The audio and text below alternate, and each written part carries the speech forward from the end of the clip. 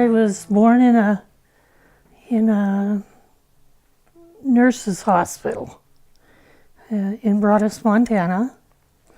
My family lived about 32 miles east of Vaught and 6 miles north of Hammond, Montana, on a ranch. And what were your parents, what were their occupation? What did they do? My dad was a rancher, and my mother was a housewife. She did a lot of ranching too. It's a hard life, Yeah, we ran about 200 to 400 head of sheep, a couple hundred head of cattle. And then he also planted all of his alfalfa and wheat for feed for the animals in the winter. We also hauled the excess to Miles City, Montana, to a granary place up there. What do you think your first memory is of? Well, I have a brother that's about 2.5 years younger than I am, and I remember when Mother and Dad brought him home from the hospital. And I have a vivid memory of almost everything that happens. Older sister, and then I have a brother, Walter, that died in infancy. And then there's me, and then my brother and my other brother. There's 5 of us in 6 years. Any stories or incidents where they, of pioneer stock, things like that? Oh, yeah. Yeah, they, on my dad's side, they moved out to Lead, South Dakota, and then from Lead, South Dakota, they went out into the Montana flats.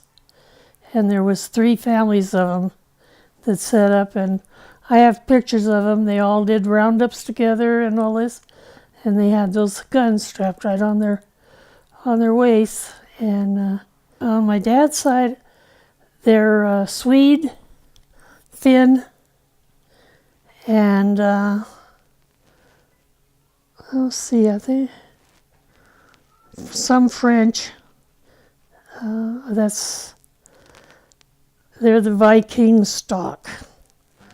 They don't say anything about being Norwegian, but I would suppose they are a little bit. They will admit that if you're Swede, you're not Norwegian. So, and my grandparents spoke Swede in our home, and they had some friends that were from Sweden too, and they would come out, and I just loved listening to them talk Swedish back and forth. And as kids, we really picked it up, a lot of it, And then on my mother's side is Irish and English and Scotch. And the rumor is, well, it's not a rumor because we've proven it, but my great-great-great-grandfather was a captain of a ship. And he was sailing back into Ireland and back out carrying stuff, and he fell in love with this beautiful girl. And she was royalty, and so her parents refused for her to let her have anything to do with him. So when his ship left, she stowed away, and he was not aware she was on board for a while. And then my great-great-grandparents disowned her. They never had anything to do with her again. And but then later, my great-great-grandfather, and his name was John Dennis, he came across the prairie with the Mormon. They stopped a lot of times, and by the time he was coming out, he had had some daughters that they were, his wife had died, but he had daughters that were in the early teens and stuff, and they were school teachers, and they came with the pioneers, and then they would stop ever so often if they found a cabin or something, And my one great aunt tells about them laying on beds in this house, and they blew out all the lamps, and they heard this really scratching noise. And then finally got up and lit the lamp, and they said everything was just red with bed bugs. And she writes that in her journal. And she said, they stated once they got out of there, they took their clothes and everything and shook them out and laid them in the sunshine for 2 days. So, my grandfather, great-grandfather, settled in Hart Springs, South Dakota eventually. And when there was no work, then he came back down to Salt Lake and worked on the tabernacle. But they never joined the church, as far as we know. And the town was about maybe 2 miles away from where our ranch was at.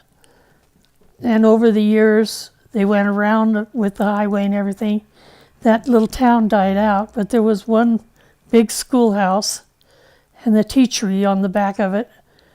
And we went to school there. We walked back and forth to school every day. Dad taught us a lot of survival out there from the time we were really little. He taught us if we got caught in a snowstorm to find the fence, barbed wire fence, and walk our hands down till we got home. And we did do that a couple times. It was so foggy and so blizzardy that you could not see where you were going. And then we went to school in a little school.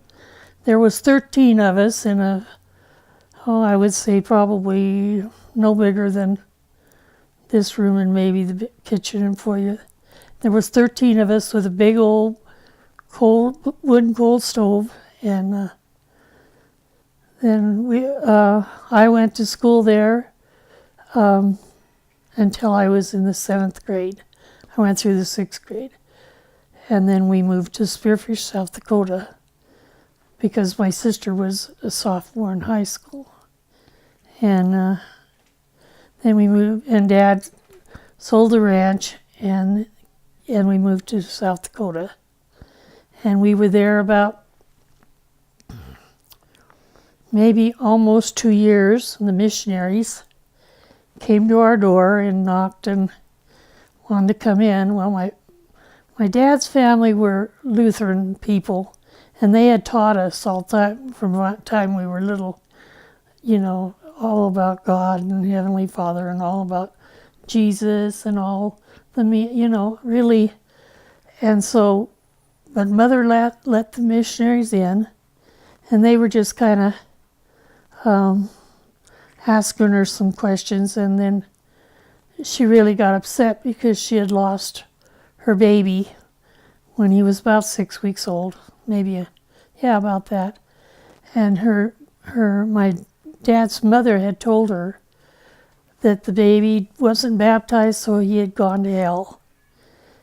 And she was just tore up about this. And after the missionaries explained that that was not the way we did it in our church, then she was really interested.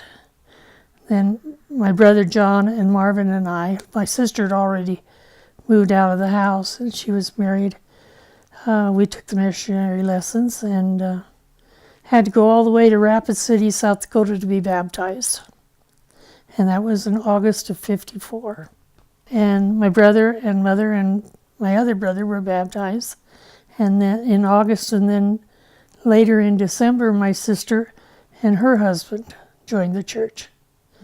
And but my dad was a 32nd degree Mason, and he wasn't going to have anything to do with the church.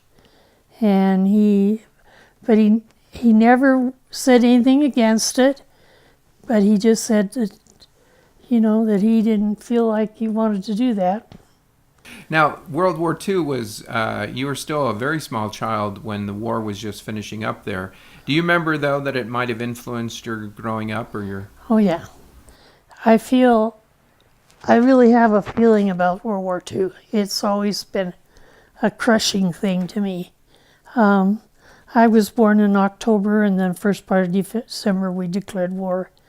I can remember the rationing stamps and for sugar and flour, and the rationing on gasoline, and how people would get together and exchange these so that they would, the farmers, ranchers would work together, But I remember the day the Japanese surrendered.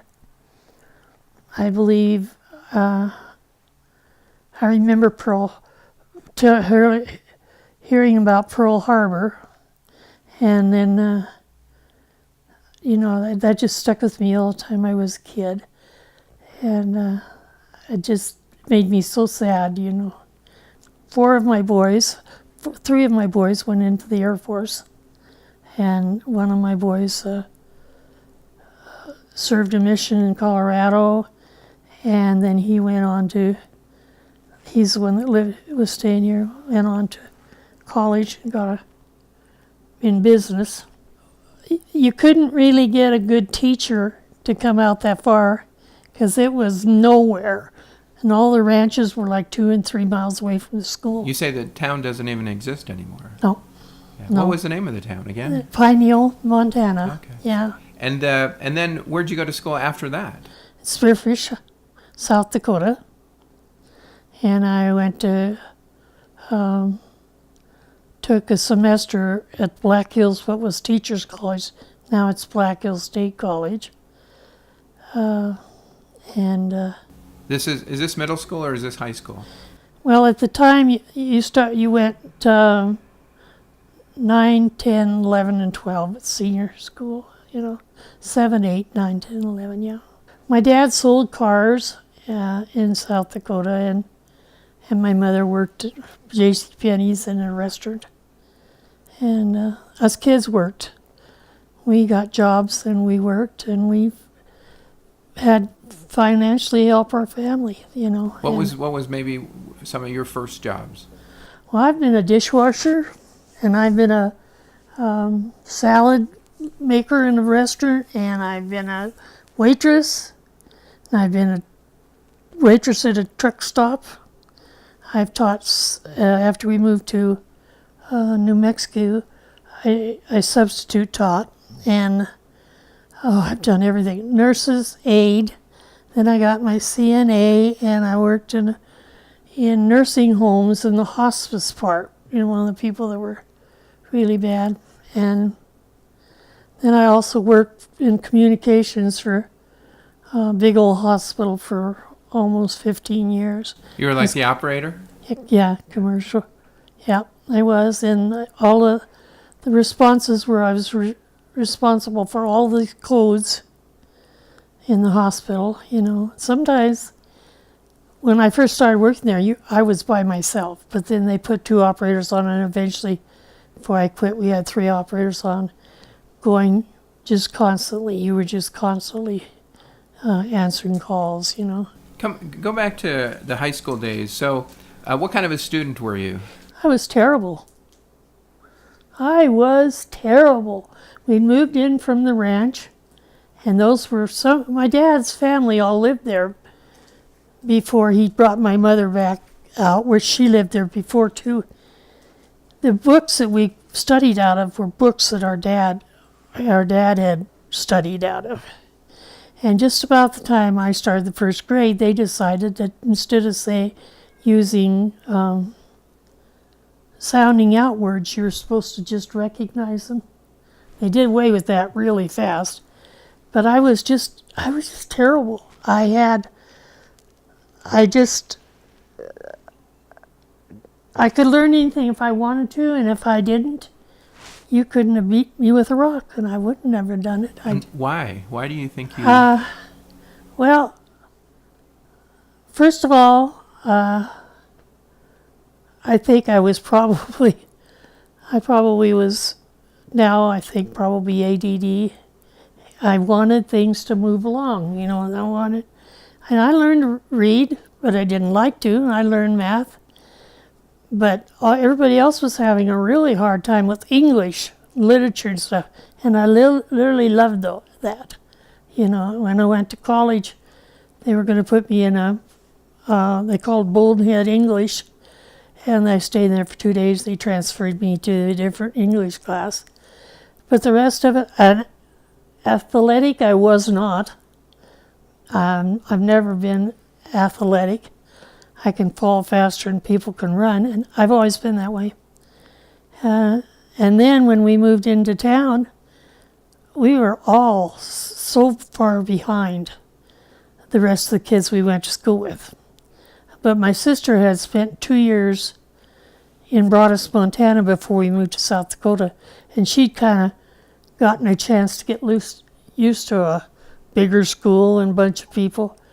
And poor John, Marvin, and I, we were just thrown in the mess of this, you know. And Do you think what was going through your mind during high school? What were you wanting to do with your life? I wanted to be a nurse. From the time I was just little, I wanted to be a nurse. Why? And this is the way I am. I like taking care of people, and I loved the part where I was nursing and, you know, taking care of patients. But I got passing grades, but they were passing, period.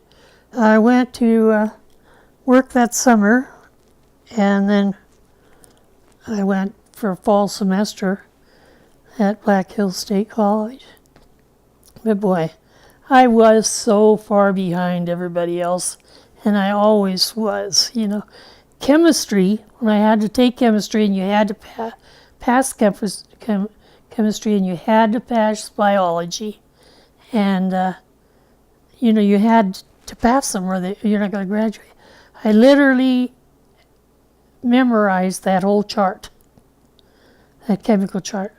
I took that test, and this friend of mine, I took the test, and about maybe an hour or so, my friends started to ask me, what is this? I have no idea. Just in one ear, out the other. Yeah. And that was one of the things you really had to have if you were a nurse. You know. So was nursing training, was that difficult? Yeah, well, I worked in a nursing home after school, my junior and senior year. And of high school or college? High school. And then I went to work, and there was some nurses there that would train you to do anything. I mean, I did everything. You know, the nurses would go. I gave insulin shots, and you know, and then. And I was just 19, I think. And they put me supervisor on the afternoon shift, and I had to do all the medications and all that stuff myself, and I was only 19. But there was a lady, her name was Mrs. Miller. She was a registered nurse, and boy, she was a tough nurse. And she just kind of took me under her wing, and I dearly loved her. Then I went to Rapid City. I went to work at Bennett Clarkson Hospital. And those nurses down there held classes for you. And I was still removing IVs and, you know, and then I wanted to go into the Air Force, Women's Air Force, and become a nurse.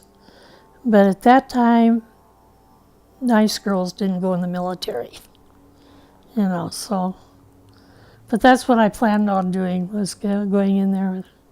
I liked working with people, and the elderly people that I got were people that none of the rest of the nurses wanted. I mean, they were really cranky old people, and I got to loving those people, and they me. You know, I just did.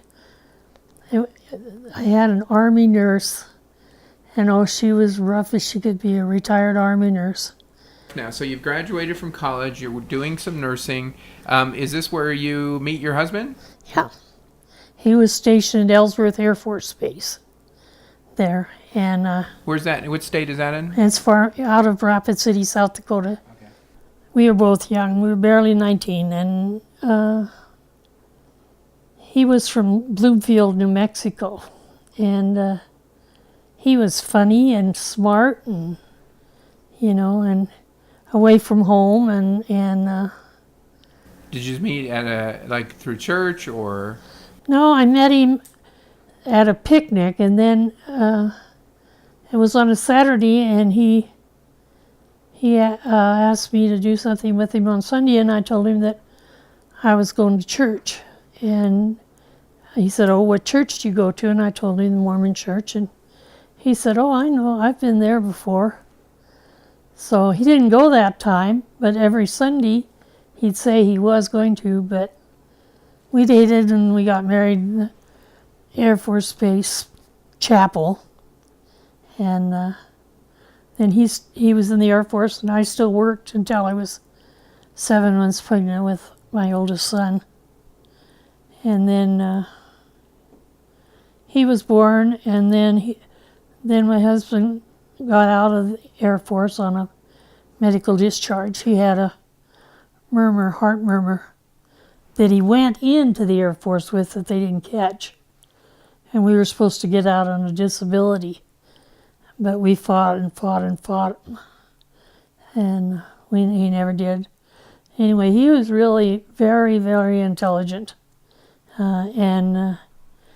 So he decided he'd start doing books and stuff for people. Then we had a second son, 13 months after our oldest one was born. And then when he was 7 months old, we packed up one little old car and 2 little boys, and I was pregnant again, and we left and went to Bloomfield, New Mexico, where his mother and dad lived. Once we got married, and once I had a baby, I stayed home and took care of the kids. And then we lived in New Mexico for, oh gosh, I don't know, it's 26 years, I guess. We had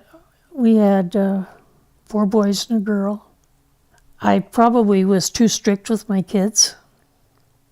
And I wasn't active in the church. I wasn't going to church and stuff. My brother-in-law just turned around and looked at me and said, "I'm going to make you one promise, and that's if you ever do anything contrary to keeping these kids in the church, you'll pay for it. It'll be on your head." So Doesn't sound like a very good promise. No, but it really stuck, because that was one thing I was going to do, is keep the kids active in the church. And I think my ex-husband, he never joined the church, but and he just wasn't the type that wanted a family. So how many years were you married? We were married 16 years. Our oldest boy had just turned 15. And he had left to go to work down in New Iberia, Louisiana. He always hated to stay somewhere. He'd get a job with this main company, and then they would move all over everywhere, and he'd go with them, And he got in New Iberia, Louisiana, and met a woman, and so this tale goes, Right after I got my divorce was final, I went to the Mesa Temple and got my own endowments. And then 3 years later, I met my second husband, and he joined the church. What was his name? His name was Vaught. He was a good guy, a very good stepfather, just a really good stepfather. And we had 2 children, a boy and a girl, and which made me 7. And then he had 3 daughters by his first marriage, so we had 10 kids we raised for a while, and still raising. And that leads to a lot of grandchildren. The last time I counted, it was 29 grandchildren. How many years were you married there? We were married 30 years. Yeah, about that.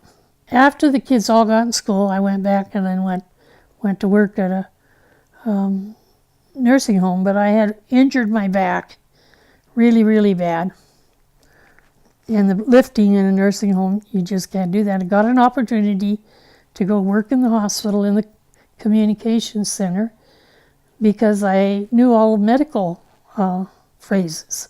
I knew, when you work, you learn all these different medical phrases, and so I went to work there, and I worked there till I retired. You lived in Arizona for how long? About 22 years. And then what brought you up to Utah? Well, Cheyenne and Jared, my daughter and her husband, moved to Emmett, Idaho, and and I came up with them, and I signed all of the house and everything over to my ex-husband. I came up to Emmett, and right after we got to Emmett, I got really, really sick, and we couldn't find any doctors, and I went to about 5 or 6 different doctors, and I was starving to death. I could not eat. I could not drink water or eat or anything. Everything I ate. And finally, I went to Boise, and I found this little doctor that had started his practice, and I asked him, will you do an upper GI, and go down there and see what's better. What it was when I had my gastric bypass, the openings had sealed up on both ends. Nothing could go into the stomach. So then he did take me in and did a GI and found that was all a scar tissue, that nothing could get through. And then it was like 2 or 3 or 4 weeks, and they got me into a surgeon, and he went in, and by that time they had put me on intravenous. They put a shunt in my chest, and I had to be on this intravenous feeding for 12 hours, and then off, and then on. And every time we took it up or take it loose, we'd have to sterilize it with sterile water and all this stuff.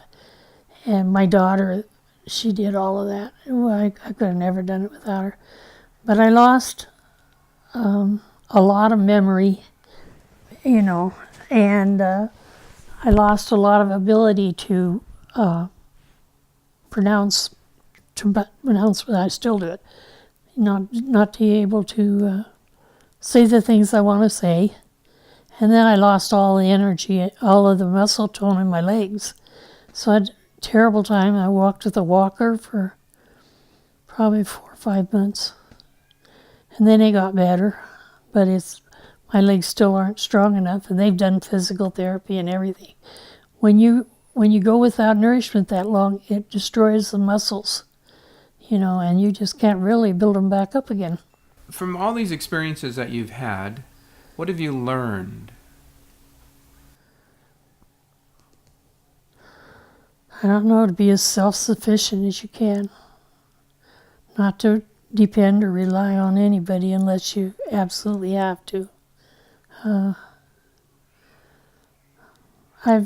With being ill and all of that, I gained a lot better testimony and a lot of more understanding about life,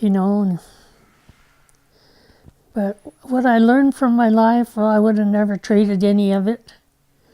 When I lived on that ranch, we were basics. You could have been back in the early 1900s, we didn't have electricity, we didn't have running water. We ate and we raised our own food. I think it's just staying as a family, having faith in the Heavenly Father and living the gospel, and just sticking to loving other people. That out there on the ranch, that was one of the things that every rancher took care of every rancher, and just loving people. Yeah, I already tell I think material, I'd keep telling them they're too materialistic. They don't get down to the basis. I don't feel like they've taught their kids how to survive if they're not around. And that's what I tell my posterior. You better get self-sufficient. You better start being responsible for yourself. What's your view of the future? Oh, I think it's going to be hard. I think a lot of people are going to drift away from the church. A lot of people are. And that's just because they make excuses. And I don't like excuses, you know. First of all, when I married a non-member, it wasn't very long before I really realized that I had not stayed true to what I believed. But you take, you know, we were just kids off of a ranch and joined the church, and we didn't know a lot about it, you know. And I heard about temple marriages, and we heard the tabernacle choir sing and all this stuff. But then after I started raising my family, then I found that it was, you know, I just had to rely so much on Heavenly Father in a lot of things, you know. And I've just been truly blessed. I've tried to raise my kids to be good people, and they're doing okay, I guess. I just day by day. I've taught Sunday school, primary, Relief Society. I've been Relief Society. In Relief Society, I've been secretary in Relief Society. I've been primary president, first and second counselors 2 or 3 times. Worked with Boy Scouts and taught them to their first aid. I just enjoy everything there is as far as the church is concerned. And I don't think, you know, it's just, there was times in my life raising my kids, I didn't know whether I was coming or going. Life has been extremely good. I have nothing to complain about any of it. I've just been happy all my life.